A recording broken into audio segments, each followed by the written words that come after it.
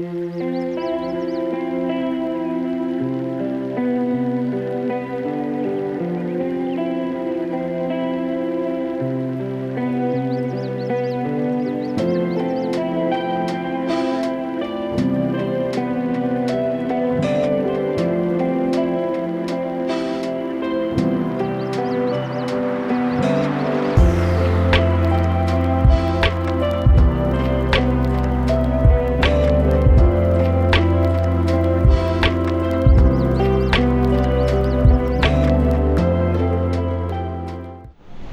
my name is Danielle McMillan. I oversee the Norm Brown Diversity and Leadership Scholars Program at Indiana University, Indianapolis.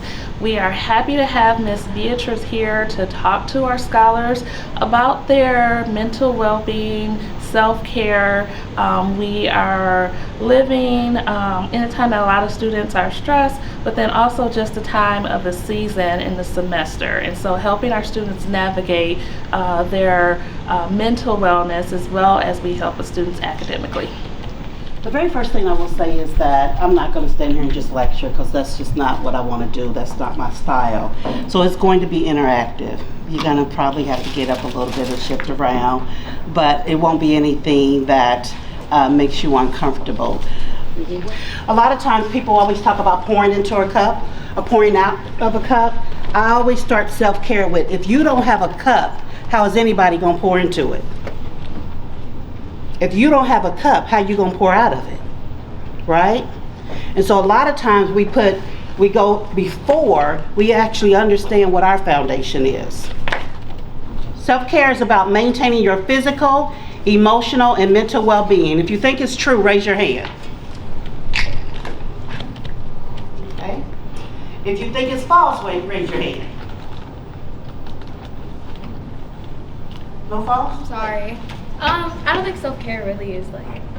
You don't think self-care is a what? For like your physical and like emotion. Like, I think it's just really an idea. Like, you mentally think that you need self-care for your physical and mental wellness. Like, I feel like it's a mindset that more than like a necessary need. Okay.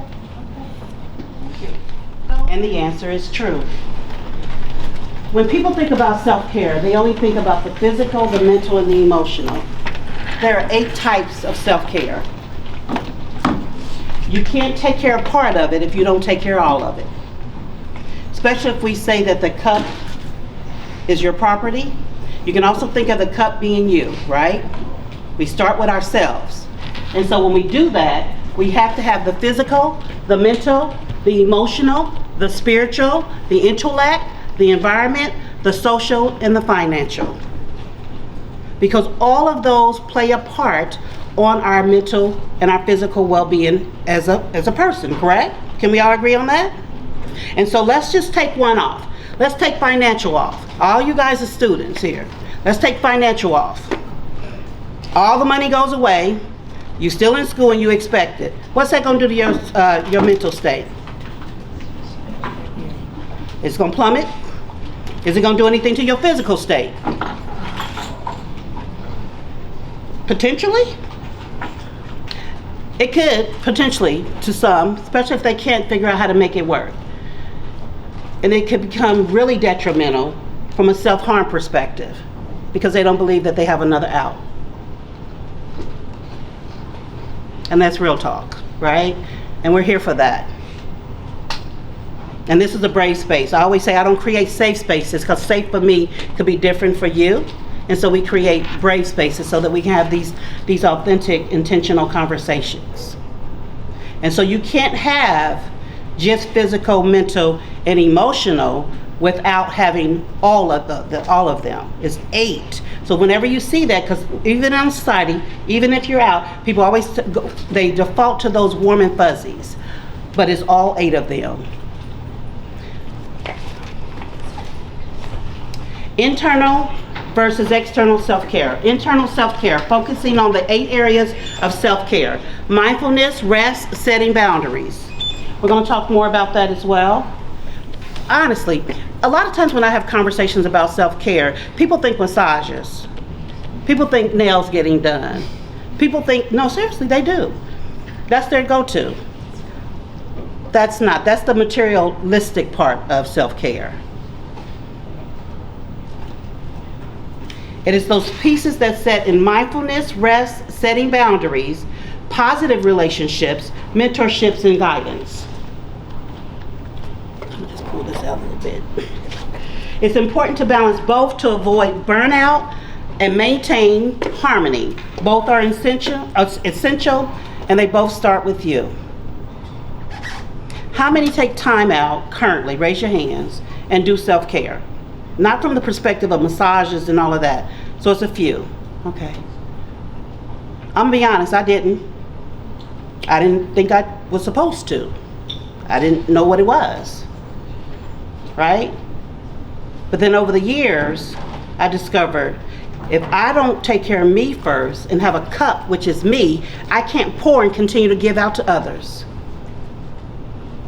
And we're going to get to people pouring inside our cup too, because you don't want everybody pouring inside your cup. But we're going to get to that in a moment.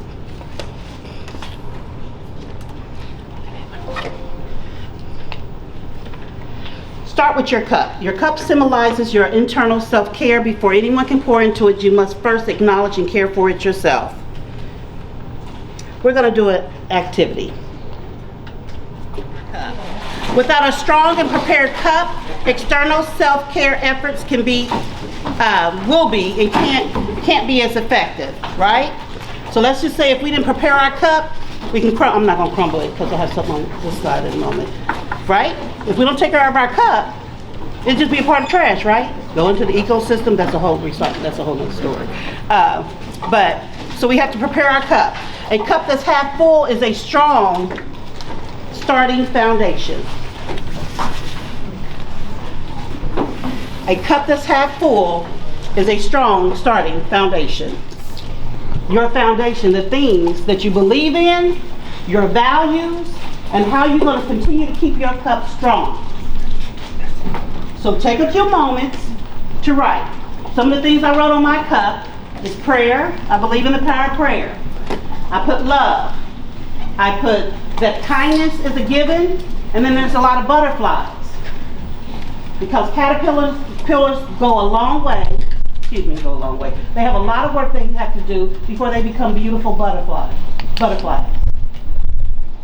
And so my foundation in my cup is prayer, it's love, it's kindness, and putting in the work. So what you're going to do is you're going to write. You can draw. It could be a picture. It could be words. But you're going to draw on your cup. You're building your foundation. And once you begin to build your foundation, can't nobody break it. Can't nobody take that control, because that's within you. That's that internal self-care. And some people, when we do this presentation, they're like, wait a minute. Internal, I don't have anything. Everybody has something. Society, people, social media may have wanted you to believe that there's nothing in you, but there is something in everybody. So on your cup, start to build your foundation. Mine is up right here.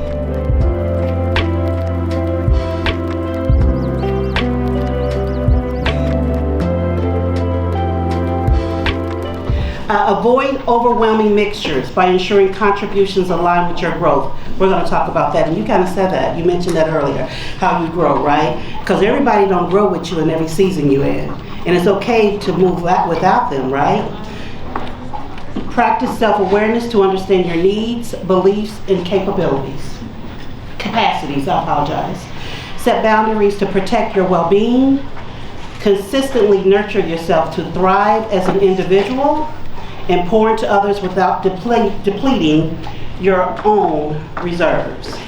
And if you recall, remember when I said a cup half filled is where we need to be? Right? We now need to fill our cup up. We need to get it to the halfway mark. We don't allow others to fill our cups up to the halfway mark, because you don't know what they may pour into your cup. Even if they say it's a good thing, you don't know what they're pouring in your cup. So you need to always be at half full yourself. And so everybody has 3 Post-it notes.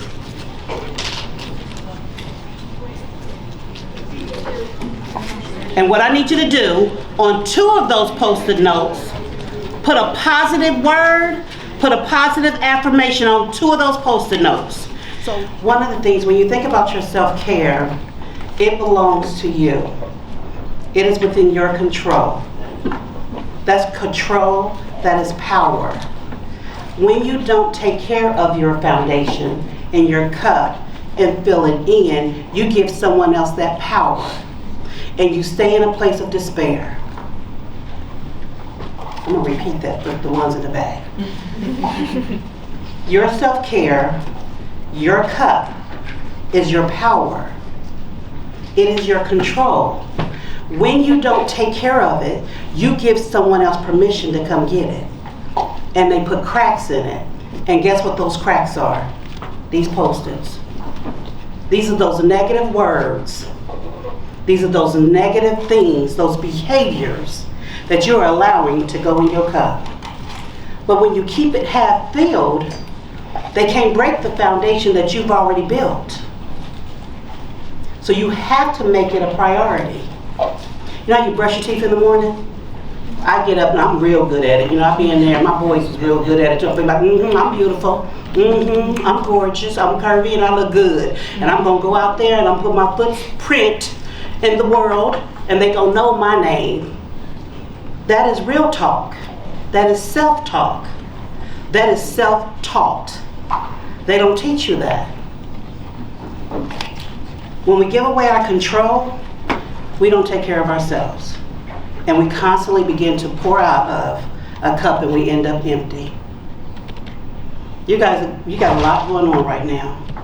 I'm so glad I'm done with school. I keep saying I ain't getting nothing else, don't want nothing else, don't need no credentials. Credentials cost dollars. I ain't doing it no more, right? But you're at the peak. And I didn't have anybody here standing when I was your age to give me what I'm giving to you. And so I always said I want to give what I didn't have. Imagine if I would have had this. Oh, I would have been, I don't even know what it would have been, but it would have been something good. It would have been something good. So normally when we're outside and we do this, we have a burning exercise. And we burn all these. We do a burning. And we take these negative affirmations, because they're affirmations, they're just negative, and we burn them, and they turn to ash. And then the ash we put in cups, in jars. And then we fill our jars up because we create affirmation jars. And then you take one out each day. So I challenge you to do that. I'm gonna give these to you because I don't want people to think I was if you can shred them and throw them away. I just wanted you to feel the difference of what it looked like and felt like, right? Based on your senses. Of when I'm pouring and I'm writing something positive into my life, it makes me feel good. It gives me power. It makes me feel great. But then when I begin to write that negative piece in my life, it's like, man, that burns. It's like a sting, right? We don't like those things. We don't need those things. Because life is going to give you enough of them. And so it's important for you to fill your cup halfway full before you begin to pour. Imagine everyone pouring into your cup at the same time. What would happen? What would happen? Don't read the bullet points. Let me go back. Let me ask a question. What would happen? Imagine everybody in this room begin to pour in the cup. What happened? It overloads. It overflowed, right? And so we're losing what? The positive. We're losing what? The positivity. We're losing, right, because remember the mixture, remember that other slide? It says be careful with what you allow to mix up together. You'll know what's getting poured out if it was some of the stuff that you had built in there. What else happens when everybody begins to pour in your cup? It's overwhelming. It becomes overwhelming. We begin to probably believe some of that, right? We begin to walk different. We begin to talk different. We begin to act different because we no longer believe that we got this, right? And so we don't want everybody pouring into our cup. Now I'm gonna go back to the flag. Be patient. Allow contributions to flow in order, ensuring they align with your beliefs, your values, and your goals. Everybody that's beside you, I don't mean literally in this room, but everybody that's beside you don't need to pour in your cup if they don't align with your foundation. That's everybody. Don't nobody get a pass on that. Be intentional about what and who fills your cup. I have had to tell some of my loved ones, I'm going to love you from a distance until you decide you want to take care of your cup.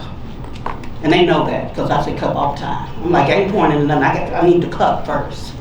And so you're no longer allowed to pour into me, and I'm going to love you from a distance. Because again, you begin to believe it. You begin to move differently. You begin to behave differently based on somebody else pouring that in there, right? Recognize when to set boundaries. Ooh, this is a good one. We're going to stay here for a minute. Honestly, don't even raise your hand. I want you to just internally yourself. When was the last time you asked yourself or told yourself, I'm going to set boundaries with my family and with my friends? Don't answer that question, nobody. Just think about it.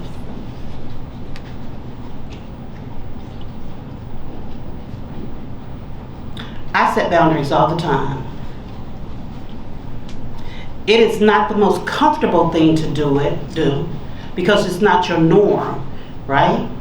Setting boundaries. It's not normal. Who would think they have to set boundaries, right? But if you don't set boundaries that's based on your beliefs and your foundation, and then that positive path forward, what's going to happen? Oh, we're going to be here all day, y'all, if you don't talk to me. I ain't know where to go. What's going to happen? Mm-hmm. You're walked on, feel overwhelmed, feel undervalued. Mm-hmm. Let's talk about the election. I had to set boundaries for myself, because sometimes you got to set boundaries for yourself, okay? And so I knew that this was heavy. Okay, so there's a rule in my house. My husband cannot watch TV in our bedroom. I didn't even want a TV in the bedroom. And so, but you pick your battles. And so he was like, okay, so let me be clear, he can watch TV. He can't watch the news in our bedroom, because he'll have it on 24/7. And I don't need that in my spirit when I'm trying to go to sleep. And so he's not allowed to watch the news. So the night of the election, I was intentional with my self-care, and I posted this on my page too. I was intentional, and I told myself I'm gonna be in prayer, and I'm not watching any TV or going on any social media, because I don't want it in my spirit. I choose me first, because it didn't matter what the outcome was going to be, because no matter what the outcome, it was going to be hell anyway on both sides. And so I refused to have that lie in my spirit that night before.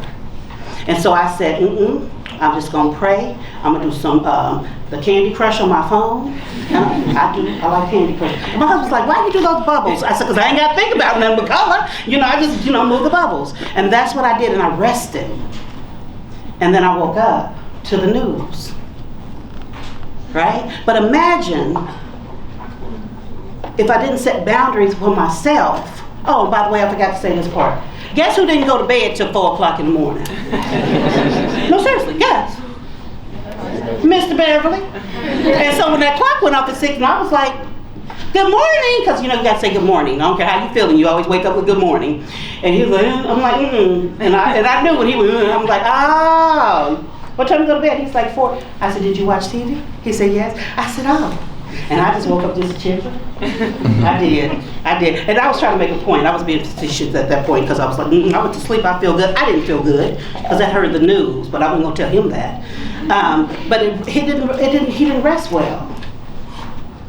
He didn't rest well. And so sometimes you gotta set boundaries just for yourself and not just for others. When a baby learns how to walk, they do one foot in front of the other. It's not a race. It's not a race. Ain't nobody competing as it pertains to my self-care and my foundation, right? That belongs to me. You can't get it. It's mine, and I got all the power. And I ain't about giving it up, right? And so, we'll take one step at a time. So when I look over there, right, that was all that positive. So when you first seen it, it could be a great thing, right? But we need to look at each one of those post-its, right? Think of that as somebody. It's like, no, let me read what you wrote. I am enough. I'm gonna make sure ain't nothing else with that. Okay, then you can come on in my cup, right? Versus just putting it all in there at one time because it's gonna spill over. And you don't know what's going to come out if it spill over, right? And so we need to take it one step at a time. I always say it's not a sprint, it's a marathon. And who said patience? Somebody said patience. I probably need to add that to my cup as well. This ensures your cup remains full of meaningful, supported elements. Practical tips for self-care. Center your mental and physical health. Seek culturally competent mental health support and make time for movement or rest that feels restorative. Establish boundaries. I can't say that enough. External and internal, even for yourself. Set boundaries. Protect your time, your energy, and emotional well-being in academic, social, and personal spaces. Cultivate an empowering support system. What does support look like to you guys? Tell me, what does support look like? Anyone? Okay, let me ask a question differently. Is Miss Danielle, is she support for you? Yes. How? How would I know that? What does it look like? Because when you support me, you may be giving me something that I don't need based on somebody else's lived experiences. My lived experiences and my needs are totally different. In society, we get this thing where it says one size fits all. Your support is your voice.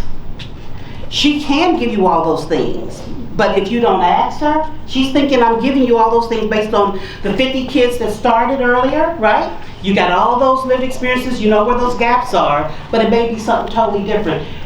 And the point I'm making is, don't put it on Miss Danielle. It is all of you's responsibility to let her know what it is she needs. And then she goes and utilizes those other things. Because a lot of times with support, people give you what they think you need, right? And I'm like, I didn't ask for that. Which that's that whole cup thing, right? They poured it in my cup. I don't need that. I don't even want that. Because they didn't understand the impact, the downstream impact of what it may cause. So just, again, it goes back to your power and exercising that and using your voice, right? I ain't saying, Miss Danielle, you're not supported because you are, because you know I'm not for you now. And so you are there. But ownership still starts with you. Just like your cup. You can't pour out or in without your own cup. You are the cup. And I also asked you said that you can't say what you need after the fact. Ooh, come on now.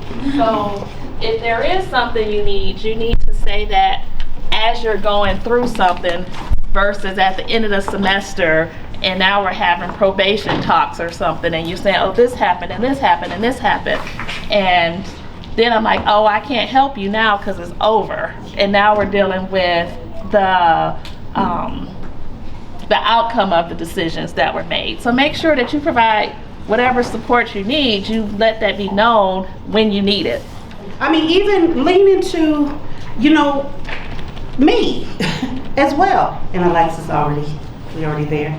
Yes. But lean into me. We'll figure it out, but the ownership is timeliness. That's a SMART goals. I know y'all already been through SMART goals and know what those are, right? Is it timely? Is it before the fact? Build relationships with peers, mentors, organizations that uplift and affirm your identity and lived experiences. See, it's starting with you. That uplift. Honor your mindfulness and gratitude. Engage in practices that ground you, such as journaling, meditation, or connecting with your heritage and your community. I'm a big component on service projects because I believe that when we go out and do community service projects, we build relationships. And so I don't like to play in dirt, but I will play in dirt for community service projects. Recognize the power of a full cup. Replenish yourself first so that you can show up for others and your community with purpose and strength. So those affirmations in that cup, that's how you continue to build on that foundation. Because when a brand new house is built on a brand new foundation, years you get cracks because it begins to settle. So you got to go back through on that foundation and plug up those cracks. Because if you don't, the walls are going to start to sink. So those affirmations of positives that's going into the cup is you filling up your cup so that it's halfway full. And with that, thank you. Your cup is yours to nurture. Be mindful of what you allow into it and take time to refill it regularly. When your cup is full, you'll find yourself more capable of tackling challenges and supporting those around you. Thank you.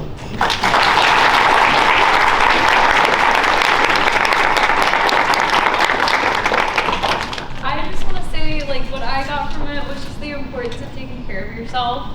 Like, it's easy to get caught up in life. It's easy to get caught up in, school and everything we've got going on, but just making sure that, like, you find time to take care of yourself.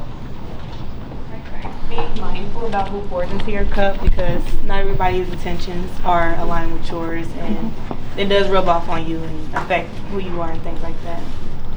Yeah, that's really good. When I'm on TikTok, I'm sorry, but I always see self-care and just like getting your nails done. So this brings a new perspective to self-care, and it's not just about all that materialistic stuff. It's really about taking care of yourself and what you believe in. So yeah, I learned a lot. I have one more thing. I apologize. Everyone will walk out of here with a cup, and it's a glass cup, and it's a glass straw. Don't let it get broken. Be careful.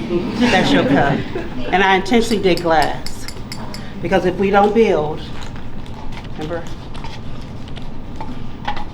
our foundation, it will break. So everyone gets a cup, which is glass, with a glass straw.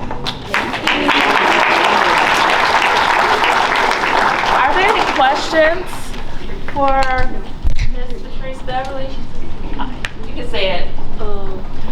My question would be, in terms of believing those affirmations, how would you suggest believing the positive ones? I find it so much more easier to believe the negative affirmations than to believe the positive ones. So how do you take yourself as seriously when you're being positive than when you're being negative? That's a great question, and it's an easy answer.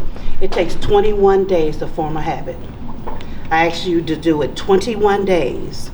Get a positive affirmation and tell yourself that positive affirmation. How was the journey when you left Eli Lilly and started your own company? Was it difficult, hard?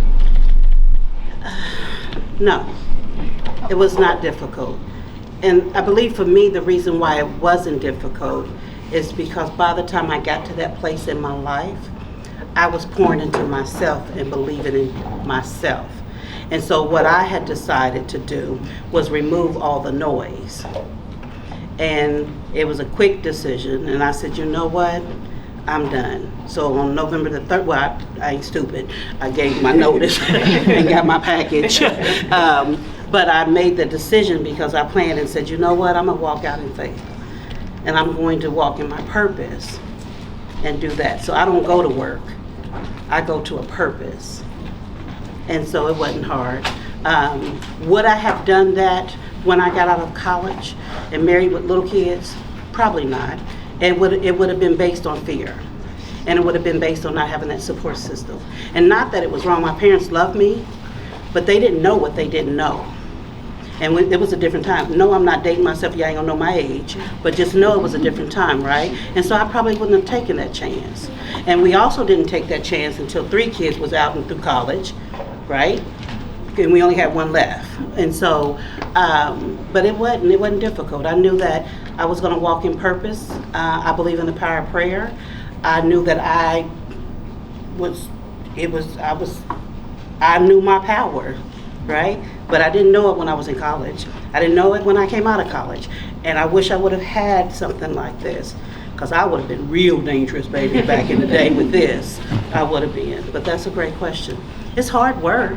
I tell people all the time, it's hard work, but you only pour into it what you get out of it. And you can't be mad at nobody. I don't get a check. I ain't do the work. but I don't really work either. So. Yeah, my staff doesn't work on Fridays. They work 4 days a week. I don't believe you have to work 40 hours.